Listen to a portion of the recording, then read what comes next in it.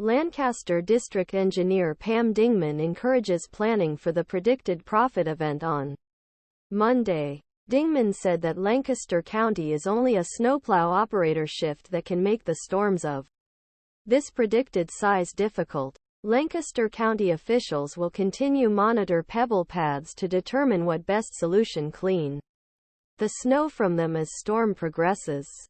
Dingman said that they will continue to monitor the district roads throughout the storm. The career transactions may vary depending on the weather conditions.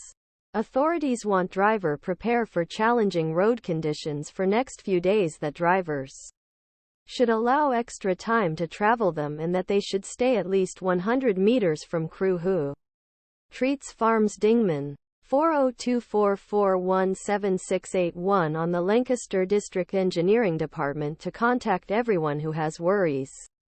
Copyright 2024 Her Right Resident.